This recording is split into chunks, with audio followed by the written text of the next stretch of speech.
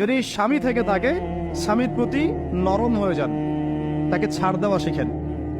সবচেয়ে বড় কথা, তাকে মহব্বত করা তো অবশ্যই জরুরি, মহব্বতের চাইতেও বেশি জরুরি স্বামীকে বিশ্বাস করা এবং তাকে সম্মান করা। এমন কোনো কথা এবং কাজ না করা যেটা স্বামীর গায়রত বা ব্যক্তিত্ব আঘাত করে। আমি পয়েন্টটা হয়তো বোঝাতে সক্ষম হয়েছি। ভালোবাসা অনেক গুরুত্বপূর্ণ বিষয়, ঠিক আছে, কিন্তু ভালোবাসা শুধুমাত্র একমাত্র গুরুত্বপূর্ণ বিষয় নয়। আরো গুরুত্বপূর্ণ বিষয় হচ্ছে বিশ্বাস, সম্মান এবং আনুগত্য। বিশ্বাস, সম্মান এবং আনুগত্য। এখন বলতে পারেন যে আমার স্বামী আমাকে অন্যায় কাজে আদেশ করলে কি আমি আনুগত্য করব? কখনোই না।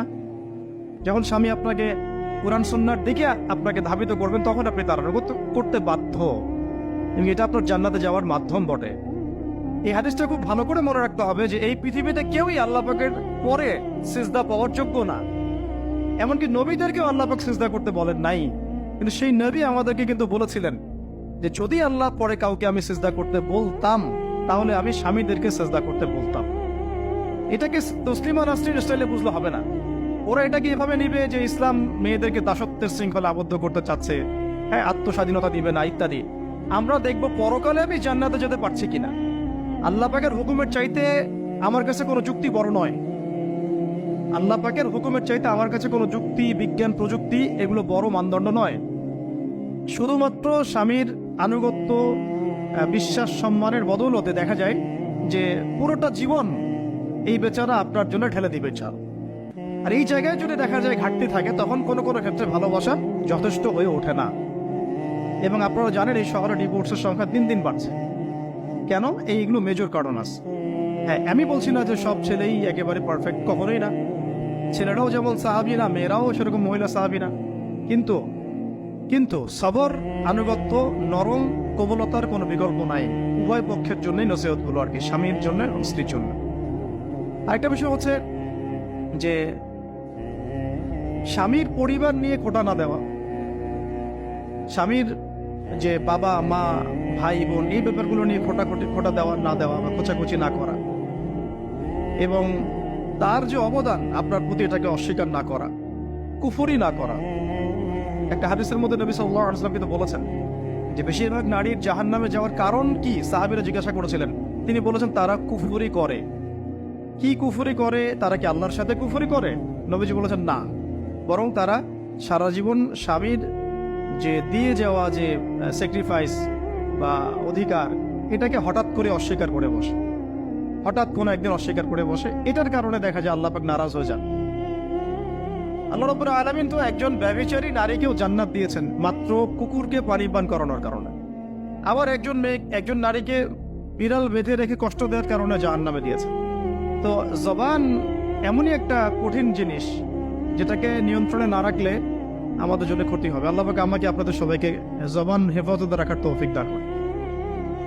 আর কিছু বিষয় হচ্ছে, কিছু শাসন সমাজে থাকে, মানে পরিবারের মধ্যে থাকে। এই শাসনগুলো কখনোই মেয়েদেরকে বিপথে নিয়ে যাওয়ার জন্য নয়, বরং যে আপনাকে মহব্বত করবে সেই আপনাকে শাসন করবে।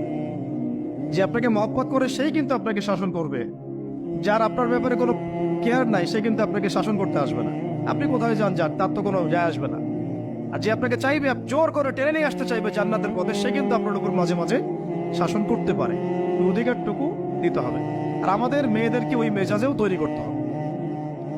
তো পারিবারিক বিষয়গুলোর ক্ষেত্রে আসছিলাম, এটা একটু পরে আবার আসতেছি ইনশাআল্লাহ, যে ইলমের সাথে আমলটা খুব জরুরি। এবং আমলের ক্ষেত্রে শুধু নামাজ, রোজা, হজ, যাকাত এটাকে আমি মিন করছি না।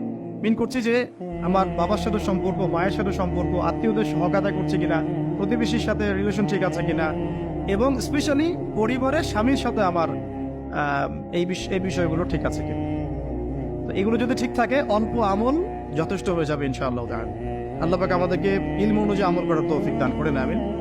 3 নম্বর আমি পয়েন্ট নোট আউট করছিলাম মেয়েদের জন্য, যে আমি আমার মেয়েকে নাসিহত করতাম যে বেশি বেশি দান সদকা করতে, বেশি বেশি দান সদকা করতে। মেয়েদের জন্য স্পেশালি সাদাকাটা বেশি করা উচিত। ছেলেরা তো সাদাকা করে, কম বেশি কিন্তু করে, যেহেতু তারা বাইরে থাকে। তো আপনারা সাদাকা করার জন্য যদি স্বামীর অর্থ আপনাদের কাছে নেন, এটা দোষের কিছু না। চেয়ে নেওয়া, বলে নেওয়া, তাদের কাছ থেকে অর্থ নিয়ে সাদাকার একটা অংশ রাখা। দেখেন, আবু বকর রাদিয়াল্লাহু আনহুর নাম তো সবাই শুনেছেন। তিনি যখন খলিফা হয়েছিলেন, তখন তার স্ত্রী কিছু কিছু করে সম্পদ জমিয়ে রাখতেন, খাবার খাবার জমিয়ে রাখতেন। পরে একদিন ভালো একটা খাবার রান্না করে খাইয়েছেন ওই জমিয়ে রাখা খাবার থেকে। এখান থেকে একটা বিষয় বুঝতে পারলাম, সম্পদ সেভ করা শিখতে হবে। একদম আমার ইনকাম আছে বলে যে একদম পুরো 1 লাখ টাকা ঢেলে দিতে হবে মাসে, জরুরি না। 10,000 টাকা করে সেভ করার চেষ্টা করেন, হয়তো এই 10,000 টাকা একটা পরিবারের ভরণ পোষণের জন্য যথেষ্ট হয়ে যাবে। ওই সেভ করা টাকাটা যদি আমি কালকে দান করে দিই আল্লাহর রাস্তায় বা অন্য কোনো মানুষকে, তার 1 মাসের খরচ হয়ে যাবে, বিশাল একটা উপকার হবে। আমরা কিন্তু কিছু টাকা পাইলেই কসমেটিক্স, নতুন জুয়েলারি, ঠিক আছে, নতুন কি আসলো বাজারে, নতুন কসমেটিক্স আর কি, এইগুলোর দিকে বেশি ফোকাস করি। এখান থেকে টাকা একটু জমিয়ে আমরা যদি আল্লাহর পথে ব্যয় করার চিন্তা করি, পরিবারে বরকত আসবে। এই জন্য সম্পদকে মূল্যায়ন করা, রিজিক আল্লাহ পাক দিয়েছেন বলেই সব যে ঢেলে দিতে হবে, এটা ভালো না, এই কাজটা ঠিক না। আল্লাহ পাক আজকে আপনাকে হয়তো 1 কোটি টাকা দিয়েছেন, কালকে আল্লাহ না করুক 1,000 টাকার জন্য মানুষের কাছে হাত পাততে বাধ্য করতে পারেন আল্লাহ পাক। এমনও কিন্তু দিন আসতে পারে, দিন সবসময় সমান থাকে না। আজকে আপনার কাছে 1 কোটি টাকা আছে, কিছু মনে হচ্ছে না, কালকে কি জানে আল্লাহ না করুক যে 1,000 টাকা কারো কাছে চাইতে হচ্ছে, 1,000 টাকার জন্য ঠেকে গেছেন, হতে পারে না? রিজিককে মানুষ তাজিম না করলে রিজিক দূরে চলে যায়। দুটো বিষয় খেয়াল রাখবেন, দুটো বিষয়। এক হচ্ছে মাঝে মাঝে মনের মধ্যে কিছু আমল করার ইচ্ছা আসে না? মনে হলো যে আচ্ছা একটু 10টা আয়াত পড়ি, মনে হয় না মাঝে মাঝে এমন মনে হয় না? ওই সময় এই যে মনের মধ্যে যে এই ইরাদাটা জাগ্রত হওয়া, এটাকে আমরা বলি ওয়ারিদ। অন্য ভাষায় আপনি বলতে পারেন মেহমান। কি বলতে পারেন?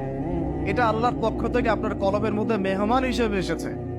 এখন আপনি যদি আমলটা করেন, সেই মেহমান বারবার আপনার কলবে আসবে। যদি আপনি ওই সময় আমলটা না করেন, মেহমান চলে যাবে, মেহমান অসম্মানিত হলে পরে আর আসবে না। একইভাবে রিজিক আল্লাহ পাক দিয়েছেন, এর তাজিম যদি করতে পারেন রিজিক বেশি আসবে। রিজিকের তাজিম সম্মান করতে না পারলে রিজিক আসবে না, বেশি কমে যাবে। উসমান রাদিয়াল্লাহু আনহু সবচেয়ে ধনী ছিলেন না? কেন জানেন? কেন? এটা কি জানেন কেন ধনী ছিলেন? একে তো তিনি প্রচুর দান সদকা করতেন, এটা তো আপনারা জানেনই। আরেকটা জিনিস অনেকে জানে না, তিনি উটের পিঠে বসেছিলেন, কিছু একটা খাচ্ছিলেন, এই 2-1টা দানা পড়ে গেছে নিচে। উটের পিঠ থেকে নেমেছেন, নেমে সেই দানা উঠিয়েছেন, পরিষ্কার করেছেন, ধুয়েছেন, আবার খেয়েছেন। তার এই 2-4টা দানার কোনো কিন্তু মানে পরোয়া না করলেও চলে, তার প্রচুর অর্থ সম্পদ আছে। এত অর্থ সম্পদ যে তাবুক যুদ্ধের দিন 30,000 সেনাবাহিনীর দায়িত্ব নিয়েছেন।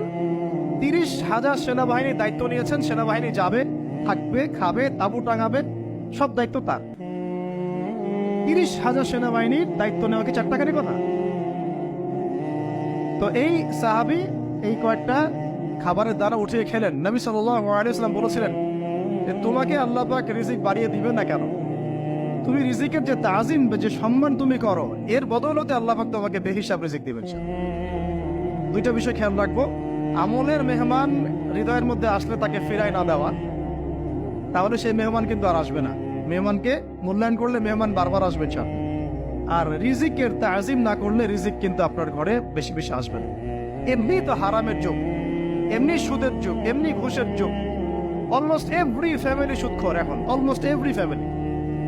মেয়েরা স্পেশালি যারা শাশুড়ি টাইপের, আপনারা মাইন্ড করেন না, তাদের সাইকোলজি যে এতই নিচে নেমে গেছে এখন যে আমার মেয়ে জাহান্নামে যায় যাক, হ্যাঁ আমার মেয়ে জাহান্নামে যায় যাক, সমস্যা নাই, দুনিয়াতে সেজন্য ভালো থাকে। এটা কেন বললাম? একটা সুদখোরের ঘরে তুলে দিতে সে দ্বিধাবোধ করতেছে না, একটা দুর্নীতিবাজের ঘরে তুলে দিতে দ্বিধাবোধ করতেছে না, একটা ঘুষখোরের ঘরে তুলতে দ্বিধাবোধ করতেছে না, একটা মানে কি বলবো মাদক সেবী, ড্রাগ এডিক্টেড বা এই যে আর কি বলবো ফাসেক জালেম, এই ধরনের ঘরে উঠাই দিতেও সে দ্বিধাবোধ করছে না। 5তলা বাড়ি চাই আমার মেয়ে 5তলা বাড়ি থেকে সুখে থাকবে। এই যে সুখের ডেফিনেশন এখানে দিয়েছেন আপনারা। এই জন্য কত হাজার হাজার মেয়ের জীবন নষ্ট করে দিয়েছেন আপনারা। আমার কথা মাইন্ড করে না, হাজার হাজার মেয়ের জীবন মায়েরা নষ্ট করে দিয়েছে শুধুমাত্র মেয়েদের দুনিয়াবি সুখ এর সম্মানটা বুঝতে ভুল করার কারণে। এর নাম যদি সুখী হইতো তাহলে অমুসলিমরা সুখী না কেন? পশ্চিমারা সুখী না কেন? ওরা আত্মহত্যা করে কেন? এভাবে মেয়েদের জীবন নষ্ট করেছেন। অথচ অল্প যদি হালাল রিজিকও হতো, আল্লাহ পাক তাকে বরকত দিতেন, সুখে থাকতো। আল্লাহ পাক আপনাদেরকে রিজিকের